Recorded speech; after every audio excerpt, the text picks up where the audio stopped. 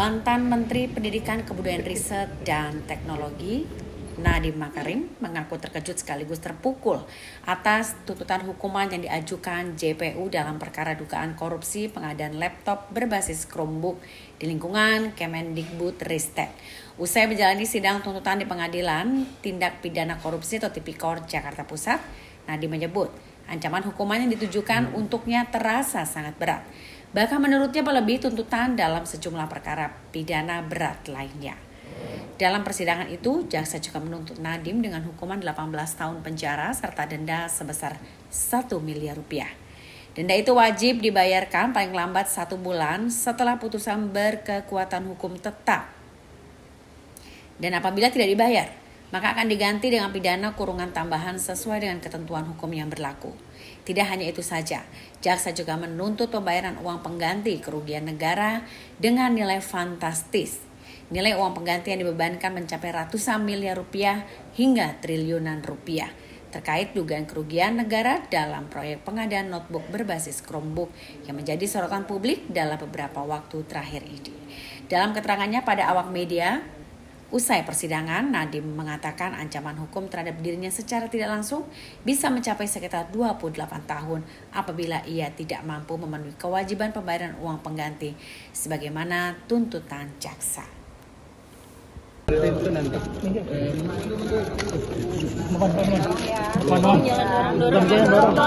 Bukan gue yang dorong.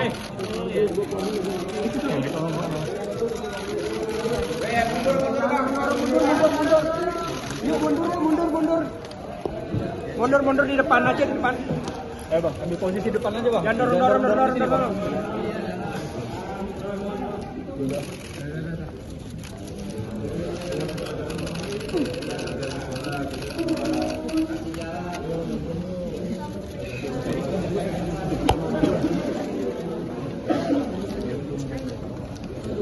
Mundur ya, mundur.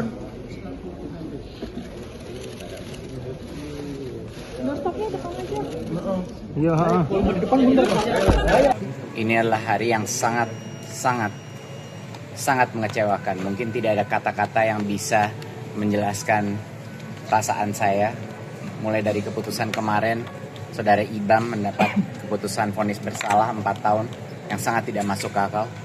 Dan hari ini kita melihat hasil daripada kerja keras orang-orang jujur, anak-anak muda yang ingin merubah pola-pola lama, yang ingin maju terhadap transparansi menggunakan teknologi. Nah, ini adalah balasannya.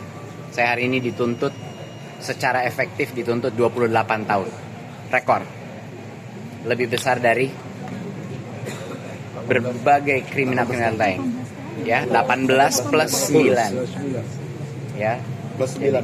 18 plus 9. Dan plus 9 itu adalah uang pengganti. Dan uang pengganti itu adalah jauh di atas harta kekayaan yang saya punya. Jadi bisa bayangkan, itu artinya otomatis saya dituntut oleh kejaksaan 28 tahun. Untuk kesalahan apa? Tidak ada kesalahan administrasi apapun, tidak ada unsur korupsi apapun dalam kasus saya, dan seluruh masyarakat sudah mengetahui. Jadi saya bingung. Kenapa? Kenapa tuntutan saya lebih besar daripada pembunuh? Tuntutan saya lebih besar daripada teroris? Nah, ini mungkin adalah karena di dalam alur persidangan ini sudah terang benderang bahwa saya tidak bersalah. Tetapi karena takut saya bebas, angka yang begitu tinggi dilemparkan kepada saya. Dan yang lebih menyakiti hati saya, dan ini hal yang saya tidak mengerti karena saya sudah mengabdikan diri saya 9-10 tahun kepada negara ini, bahwa ada uang pengganti. Jadi tidak cukup saya dimasukkan ke penjara. Mereka menggunakan uang pengganti sebesar 4 triliun plus 809 miliar, jadi totalnya itu 5 triliun. Total kekayaan saya di akhir masa menteri itu nggak sampai 500 miliar. Dia menggunakan satu angka yang menjadi puncak nilai kekayaan saya pada saat IPO. Cuman sekejap itu. Itu artinya kekayaan yang tidak real atau fiktif. Dia menggunakan angka itu, lalu itu yang dijadikan uang pengganti. Dan mereka tahu saya tidak punya uang itu. Jadi kenapa itu dilempar kepada saya? Yang lebih mengejutkan lagi adalah tidak ada hubungannya. Uang itu adalah kekayaan sah yang saya dapatkan menciptakan jutaan pekerjaan dengan saham Gojek. Itu adalah saham yang saya dapatkan di tahun 2015 dan semua pembuktiannya sudah ada. Tetapi tetap saja itu digunakan sebagai senjata hukum. Nggak tahu untuk menakuti saya, untuk menekan, saya tidak mengerti apa sebenarnya alasan dari ini. Tapi yang ini terus terang hari ini dengan efektif pidana 18 tambah 9 berarti itu 27 ya. 27 tahun pidana. Saya sudah tidak tahu lagi apa harapan bagi anak-anak muda di negara ini. Apa harapan bagi generasi muda yang sedang melihat cara kita diperlakukan seperti ini. Dan apakah ini memberikan pembelajaran buat saya? Kalau saya melawan balik, kalau saya membuka kebenaran di dalam sidang, apakah inilah hukuman saya? Mungkin itu yang terjadi.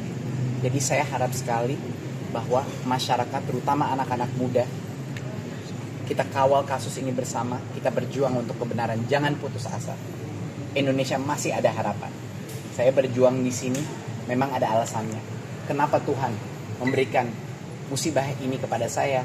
Mungkin bukan musibah, itu yang saya sadari. Mungkin tanpa ini kasus kena ke saya, mungkin ketidakadilan selama ini terjadi mungkin tidak terbuka.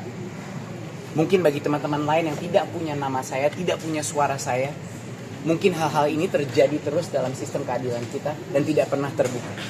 Jadi mungkin itulah Allah memilih saya untuk mengalami ini agar masyarakat mengetahui, agar generasi muda yaitu masa depan Indonesia mengetahui perjuangan kita masih panjang di sini. Silakan mungkin saya akan. Jangan lupa subscribe ya.